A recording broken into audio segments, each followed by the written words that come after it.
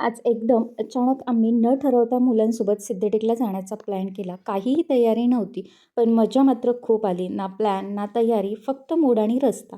कधी-कधी अशाच अचानक ट्रिपमध्ये खरी मजा असते. नमस्कार मंडळी, मी प्रतीक्षा तुमचं छोट्याशा मिनी ब्लॉगमध्ये खूप खूप स्वागत करते. आम्ही तिथे पोहोचल्यावर मुलांचं लक्ष खेळणीकडे गेले, पण म्हटलं आपण दर्शन अगोदर घेऊ आणि नंतर बाकीचं पाहू. म्हणून आम्ही निघालो गणपती बाप्पाच्या दर्शनाला. गणपती बाप्पाला आवडणारे दुर्वा, हार, नारळ वगैरे घेतले. आज तसं पाहिलं तर सुट्टी होती, परंतु गर्दी अजिबात नव्हती. 5 ते 10 मिनिटामध्ये आमचं छान असं दर्शन झालं. दर्शन घेतल्यानंतर 5 ते 10 मिनिटं मी मंदिरामध्ये बसलो आणि नंतर मुलांची शॉपिंग वगैरे चालू झाली. तर इथे राघवने आणि अजिंक्यने त्यांच्यासाठी चष्मा वगैरे खरेदी केला.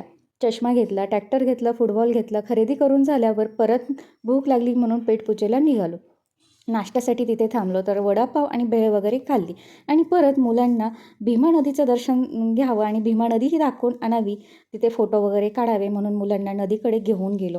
तिथे गेलो, छान असे फोटो वगैरे काढले आणि परत आम्ही घराकडे निघालो. येता येता राशींच्या मंदिरात देखील थांबलो. तिथेही अजिबात गर्दी नव्हती. छान असं मनमोकळेपणाने दर्शन वगैरे घेतलं आणि परत आम्ही घराकडे निघालो. तर तुम्हाला हा मिनी ब्लॉग कसा वाटला ते नक्की कमेंट करून सांगा. चला भेटूया नेक्स्ट ब्लॉगमध्ये. बाय.